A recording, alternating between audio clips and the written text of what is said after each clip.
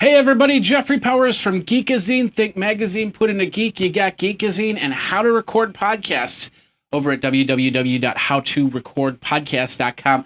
And I've got a great tutorial for you on how to actually do the live YouTube streaming. Now, last week, Google I.O., they said, hey, if you've got a YouTube account, if you've got 1,000 subscribers to your YouTube account, and you're in good standing, you can do a live stream. And that starts on June 3rd. So right after the holiday, you'll be able to actually you can start live streaming. I've done this. I've had this for a while now. Of course, all the partners have had this for the last year. And I've used it from time to time. I'm not a big streamer myself. I'd like to record and make sure I have a solid recording, which I could then push out. But by then, I'm uploading to YouTube anyway. So this is a great way to do it. And I'm actually going to start doing it a little bit more to give you guys some extra content. But a lot of you are getting into this and you haven't done any type of streaming. Now, streaming is not new. We've had it since 2007 when the big three basically got together. That's Ustream, well, not got together, but they came out. Ustream, Justin TV, Livestream, all came out in 2007. They've been working on their ways to bigger and better events, and you see basketball, soccer events, live events, music events, from all these channels. They do great jobs in what they do. YouTube has said, we've got the time, we've got the processing, we can do this. Why don't we just get in the bandwagon? The biggest advantage on YouTube live streaming, they've got a powerful search engine for their videos right behind them. And of course, they've got Google right behind them as well. So I have a feeling the impact is going to be pretty big. So we'll see what happens with those other streamers. But if you want to stream on YouTube live stream, like I said, you have to meet the criteria. One is you have to have 1,000 subscribers. 2, you have to be in good standing, and 3, you have to have the setup to do it. So here's what we're going to do. I'm going to show you. First of all, if you want to check out how to record podcasts, this is the website, www.howtorecordpodcast. I talk about podcasting and video podcasting. Latest article is about Corporation for Public Podcasting, which is a series that I'm doing on how you can actually get your job to start a podcast and be part of that and get that going from there. So anyway, that's over at howtorecordpodcast.com. But let's go over to my YouTube channel, and that's youtube.com/Geekazine, youtube.com/Geekazine. And here's my back end. You get to see my dashboard, what I normally see. I've opted into the new YouTube look, so you might see something different than what I'm seeing right now. But once you start building up your YouTube presence and you get 1,000 subscribers, you'll start seeing some different stuff. Now, first of all, when you do get the 1,000 subscribers, you just don't automatically get live events. You have to opt into it. To opt into it right now, and things will change as we go, as things go. But right now, if you go over to channel settings, that's the account features. This will tell you if you're in good standing, which I am. If your monetization is good, everything's green light. Down here on the bottom, it says live events, and it says I can stream live events. When you see it for the first time, there'll actually be a button there that says opt in to live events. You'll press that button. It'll give you a full terms of service, basically that says I won't be live streaming copyrighted videos, copyrighted movies, anything like that. No music, no video, unless I have the proper documentation that says that I'm allowed to do that. So once you've got it, you basically go through the terms of service. It'll tell you everything about it. Don't discount it, because you don't want to create a live event and then all of a sudden have it taken down because it showed copyrighted information. You just don't want that to happen. So once you press that button, you go through the process, and then for me it was about a 24-hour wait. However, when they open up the floodgates on June 3rd, it might be a little bit longer wait. Either way, just go back to this page, and if you get the green light like this, you're good to go. Otherwise, another way to find out is to go up to Video Manager. And up on Video Manager, check this out. You'll have your uploads, and you'll have this little option right here. It's called Live Events. And if you press it, that's your live events screen. This is basically the scheduler of the live events. Right now it's empty because I don't have any events set up.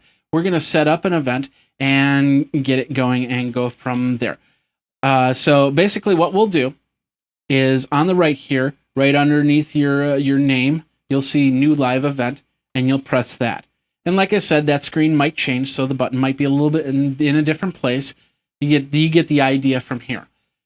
What this brings up a basic page, the same page like if you uploaded a video, asking for information, so you have it all filled out and you don't have to worry about it at the end of things. So we're going to title this test. And we're going to leave the description and the tags. We've got the privacy setting. We have it set to public, but I'm going to change that to private because I'm testing. I don't want people to see what I'm join the test or something like this. But this is great because if you've got a group of 4 or 5 people that you want them to watch the video before you push it out, or you want to privately send it to people, you can do that from here. So I can see a lot of great value on this. And then later on, you can just kind of change it to public and then everybody can watch it. So category is the same as if you were uploading a video. The big difference on this page is down here, and that's the start and end date and time. Now, it's about 10 p.m. on May 23rd. Actually, it's about 9:30, so we're going to say 9:30 p.m., and the end time I'm not too worried about because we're only going to go for a few minutes here. We're going to say the country and time zone, and then this little box right here, you've got to agree to it. So basically, it's like I said, you're agreeing that you're not pushing out any copyrighted video or music. You could lose your status by doing that, so just don't do it. It just doesn't make any sense. It doesn't make any sense. So let's move on. You go over to event settings. This is another new side of the feature. You don't normally see this on the upload area. There are a couple things here. First of all, the recording option. You can disable or enable for a maximum of 4 hours, which means your event could be 4 hours or might not automatically be recorded. So every 4 hours, so if you have an 8-hour event, you'll have a 4-hour first event and a 4-hour second event, most likely. So you'll enable that for a maximum of 4 hours. You can enable or disable DVR if you don't want them to skip back, if you want them to be on the instant, and then go from here. Broadcast delay. Now, this is important for if you are doing monetization inside the stream. And so what we're going to do is we're going to drop this down. We're going to say 30 seconds. 30 seconds doesn't mean 30 seconds. Just keep that in mind. The everything that's happening, the preview usually is about 30 seconds in. The actual live stream, I'd say without this delay, is about 60 to 90 seconds. That adds another 30 seconds upon top of that 60 to 90 seconds. So it could be 120. And of course, it all depends on your internet connection. It all depends on what type of computer you're running on. So once you get that all figured out, then you'll see where the delay comes in. So basically, we got the broadcast delay. I'm going to set that to 30 seconds. And then it's going to say promote with through in-video programming when the event is live. You can check that, or you can leave that unchecked. Of course, it's all through promotion. You can say, "Hey, I'm here, and go from there. We're gonna move over to monetization. If you're set for monetization, you will see this option. If you do not have that option, it's not a big deal. But in this case, I'm going to say yes on monetization. Now, there's 2 boxes here: the True Video in Stream, and the other one, which is the video's paid product. So basically, if you have a sponsor inside of your live event, then you want to check this box saying, hey, there's a paid product placement in there, so they know they can recognize the product placement and they don't create any clashing. So if you let's say you're recording a Microsoft event, and they make sure that they don't place any Apple ads in the Microsoft event. Doesn't make any sense. But anyway, so monetize my video. There's no third parties, so we're just going to say I want the true in-stream ads, those little bars that pop up and say, hey, go to Bally's or whatever, and go from there. Advanced settings, just like the advanced settings from before. You can allow comments, vote on comments, ratings, video location, recording date, caption certification, allow embedding, and everything like that. And so that's basically it, the simple on this one. So we just created a test, and we went from there. We're ready to go, so now we're going to hit Create Event. Now, it's important to make sure you've got all your settings going, because once you hit create event, some of those settings will gray out. You won't be able to change them from there, especially that delay. And that's important to have set, or otherwise you'll have to restart if you want to have all your ads in here. Now, going into test, you'll see this page, and there's basically, it's called the ingestion settings. Now, it's set up to the main camera, and you might see right here, it says add a camera. What you can do is you can set up a multiple camera system. So let's say I have a computer set up with a webcam, and that'll be camera 1. I'll have another computer set up with another webcam, or maybe a camera with one of those little boxes on top that can send a signal through other means, and then it'll have another experience, another screen experience. So I can actually set up 2 or 3 different experiences, and you can view all those angles, which is pretty cool. So, but we're going to just do one camera. Everything's pretty much the same in the settings there. So, but if you want to play with multiple camera angles, you go for that. So, the main camera, the first thing you're asked is your thumbnail. Now, this is basically an image that you'll create that will show that when it's all said and done, that icon will show in your video manager. The thumbnail should be 1280 by 720 or 720p pixel size. It's about 2 megabytes maximum in size and can be a JPEG, GIF, bitmap, or PNG file. I don't know if you can have an animated GIF. It might be, and if that's the case, you could actually do like screenshots and posted the thumbnail that way. But I'm not 100% sure on that. You can play with that if you want to. Next thing you want to look here is the basic ingestion. And this is going to be whether you're going to be at 720p, 480p, or 1080p, or whatever. So you're going to choose your basic ingestion, and you set your bit rate. You can't see that from there. Let's do that. You can choose 720p or 480p. We're going to keep it low. I'm going to set it to 480p. And so it'll be, so this connection, 500 kilobits per second to 2000 kilobits per second at a 480p. It's a nice number.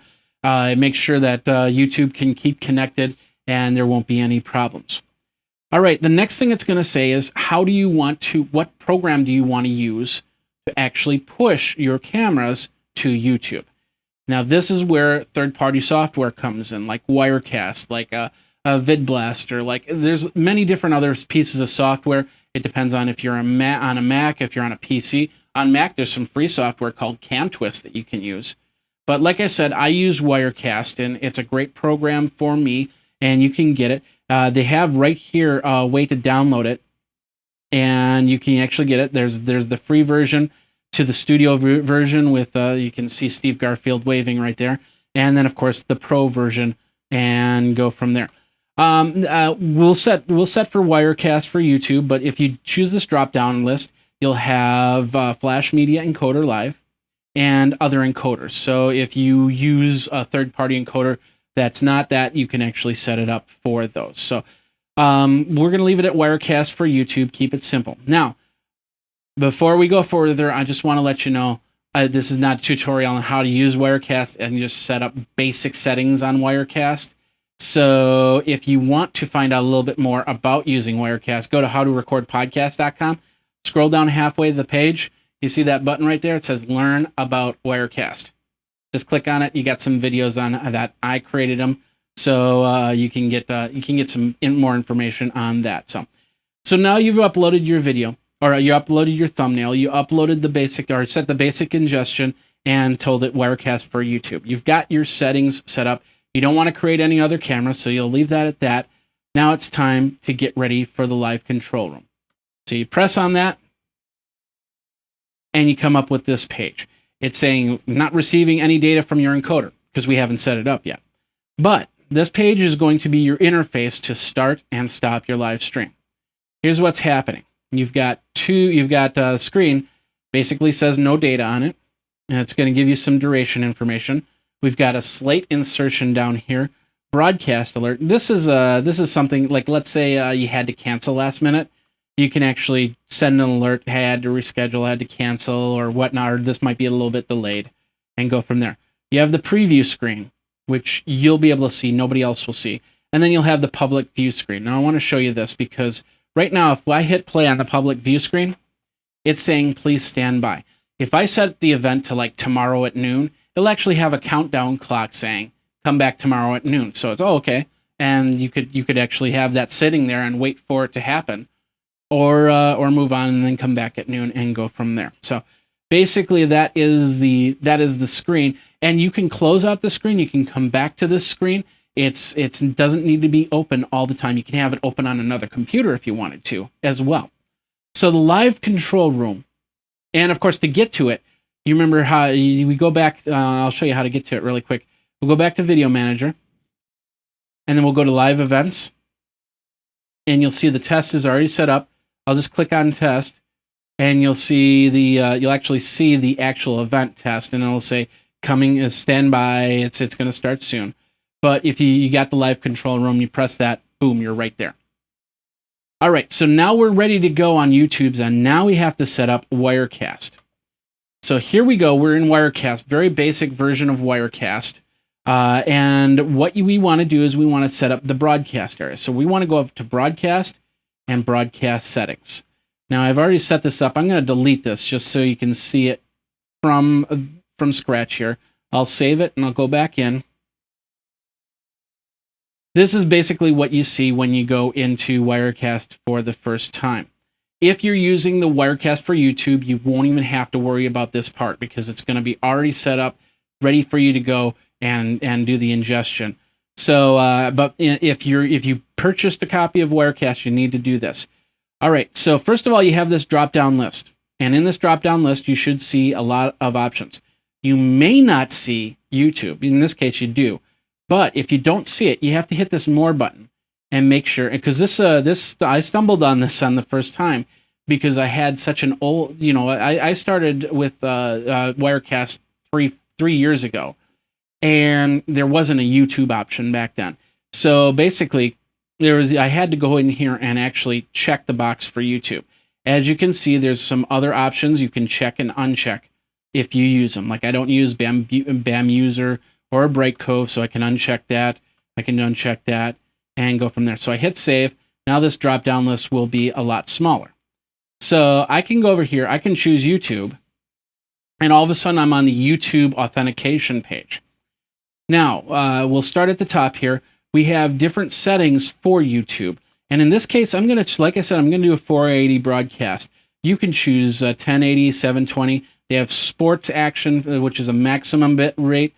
But once again, it really all depends on your internet connection, the computer, how fast it can run, and so on and so forth. So I'm just going to say YouTube 480.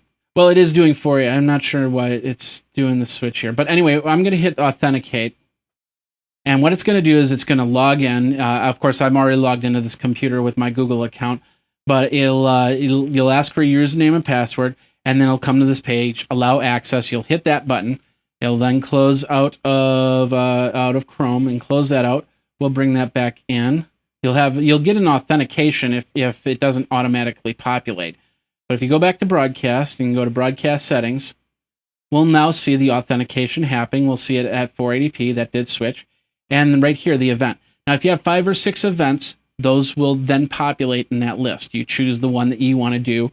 And it'll figure the next one on the list is the next one that you want to set up on here. So we set it up for test. We're at 480p. Couple things here. There's a use a backup server option. If things get congested on the primary server, you can definitely use the backup server. Don't recommend it though. Leave that unchecked. But this one right here, enable V1 ad insertion. And this is going to add a special box, and we're going to talk about this as we go. But you want to check that if you want ads and Slate in. And you might want, even if you don't do the ads, you might want that for the Slate insertion. So I'm going to save that. And now all those broadcast settings, I'm going to just double check to make sure all those broadcast settings were set correct. Yep, there it is. We're all good to go. I'll resave it. As you can see, with that, by checking that box, we now have a new button right here called Insert Advertisement. And when we go to broadcast, we can use that button. So here's me. I just set up the webcam on this PC. So there you are. And of course, the delay Looks horrible, but it is what it is. So now at this point with Wirecast is set up, YouTube is set up. Now it's time for Wirecast to talk to YouTube. And that's simply by going to the broadcast, which is this little satellite icon here, and click on it. You'll see some light blue rings around the satellite. If it's blinking, it means it's still trying to communicate with YouTube. If it's solid, it means it's got a connection and they're good to go. So there we are. You can see me all washed out and go from there. So now we're going to go back to YouTube. As you can see, this screen has changed a little bit. The first thing you'll see is this right here. It says stream status is good. Your health is good. You're ready to go. You want to hit the preview. Now here's a factor. Something you need to keep in mind when you're doing a live stream. If you set it for 9 o'clock, 9 a.m., let's say, have your stream start this process at about 8:57, 8:58. It takes a couple minutes for this process to go through. So when I hit this preview button, I'm going to say, are you sure you want to start? I'm going to say yes. Now it's saying, we're preparing your live stream preview. Please wait a moment. Like I said, it could take 30 seconds. It could take a minute. It really depends on who's doing live streams at the time and so on and so forth. So you might have to wait a couple minutes. So if you're getting ready, if you need a 9 a.m. sharp connection, you want to start a few minutes early and get it ready for this part, because this will take a few seconds to do. Now, in the meantime, you go back, you check your Wirecast. Wirecast is still talking to YouTube. That is great. We'll go back here, and it's just basically a waiting game at this point. Once this is done, that start streaming box will ungray, and you will be able to start your streaming process. So now we can start streaming by simply pressing this button. Yes, we do want to start the live event. This will also take a few seconds, so be a little bit patient. And then I'll say, hey, you might want to visit your channel. So we'll go over to the channel page. So we hit the view watch on page. That'll take us to the actual live event where we can grab the embed code or a link and say, hey, come to this page if they can see it. And as you can see, I am live. I'm here right now, and go from there. So I'm live streaming to YouTube right now. Pretty cool. There are some other features here that I want to talk about. The first one, and like I said, I don't know if the ads are working just yet. We have it all set up for ads the way they want us to set it up. They may have changed some stuff as we went here. But at this point, this ad insertion option should be ungrayed. For some reason, it's not. But this is where if you want a YouTube ad to be placed right there, let's say I'm talking, all of a sudden, it's time for an ad. You press that button and go from there. And it might also be because of the fact that Wirecast has that functionality. That's what this button is right here, insert advertisement. So if I go 3, 2, 1, and I insert the advertisement, and eventually you're going to see me say 3, 2, 1, and that's where the advertisement will be in. And of course, that's going to be 30 to 60 seconds. There is another option. I'm going to talk about that while we're waiting for the 3, 2, 1 to happen. But there is another option. It's called Slate In, Slate Out. And this is a really cool option. If there's something you can't show on live, or maybe a break or something like that, and you just kind of want, it's kind of like turning off the shutter on the camera, turning off the volume on the microphones. It's called a Slate In, Slate Out option. So what happens is when you hit the Slate In button, it will allow you to actually turn off the camera. 3, 2, 1. And this is where the ad would have inserted, but for some reason it's not working. So let's go to this, because I know that this is actually working. Slate In, Slate Out option. So I'm going to hit this button right here, and what it's going to do, now that was about 90 seconds for that to happen. So I'm going to count 2, 3, 4, 5, 6, 7, 8, 9, 10, and then I'm going to turn off the Slate Out. Oh, and there we go. It's now on YouTube. You can actually see the Slate In. It closed everything out. So if there's something that they can't watch, you can go from there. Or if you're taking a break or whatever, you can set it up to this. And then when it comes out, it'll Slate out, and you'll go right back from there. There you go. So you got ad insertions, you got Slate in, you got Slate out options. So you can actually do some other cool stuff with your YouTube live stream account and put in advertisements and go from there. Give yourself some breaks. Now, when you're done, you got to go back to this page right here. And you've got to go to this button right here. And you got to say, stop streaming. Now, of course, before you do, you want to make sure I'm really done. I'm ready to publish this out. So I'm done. So I'm gonna hit the stop streaming right here. So I'm gonna press that, and it says, "Are you sure you want to stop streaming this live event?" Yeah, we're done. We're done. So let's say okay. So it's complete. The people that are like 90 seconds still see this, and then when it's done, it'll say this recording is now ended, and we'll leave that up here. For Wirecast, we have to go in. We have to go back to the broadcast button. And we have to press and turn it off. Now, there's no connection going between your computer and YouTube. Everything's turned off right now. You're good to go. And you've live streamed your first event. Congratulations. Good job on that. So here, basically, once this is done, and you'll see it now, I'll just hit refresh, and maybe that'll bring it to the end part. Nope, it's going to go to the last part here. Oh no, it goes to the beginning where it's recorded, so you can watch it from the beginning. But eventually, what will happen is you'll go to your video manager, and inside your video manager, you will actually see the list. Now, it's going to take a few minutes for the item to show up into the video manager. So I'd say about 15 to 20 minutes. It really depends on how long your event is. If it's an hour-long event, expect it to be a little bit longer. That's why I like to set a lot of things to private, so I can actually push them public when I absolutely need them to be. Of course, with a live event, if you need it public, it's public, and you go from there. So that's it. That's how you start a YouTube live stream and get that up on your YouTube channel and go from there. It's very exciting to see it happen. I can't believe, and like I said, I've been playing with it for a little while, and it's amazing what you can do with YouTube. Now that, yeah, I said Ustream, I apologize. It's amazing what you can do with YouTube and the YouTube live stream. So lots of cool things. And like I said, with Wirecast, if you're going to get the free version, it's great. This gives you some options like 2 cameras or 2 angles and maybe a couple lower thirds and the desktop connection. But if you really want to get a good version, go to this link. That's Get Wirecast over at j.mp/Get Wirecast or geekazine.com/Get Wirecast, and you can get yourself a copy of Wirecast. They have a regular version and a pro version, and of course they update it regularly. The version we're on now is 4.3, and it does a lot of great functionality, like putting video on one computer and pushing it to the other. Anyway, that's it. My name is Jeffrey Powers. Thanks a lot for watching this video. Thanks a lot. If you have any questions, feel free to Twitter me. As my Twitter is Geekazine. My email is geekazine@gmail.com, and you can always contact me there and ask questions. Of course, go over to geekazine.com. There's a contact form there. howtorecordpodcast.com. There's a form there to contact me. You can catch me on Google+.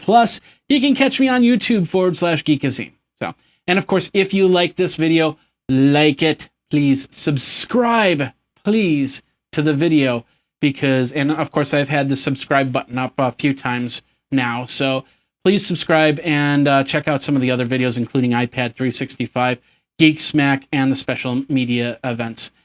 That's it for me. You guys geek out, and we'll see you next time, and happy streaming on YouTube. Take care.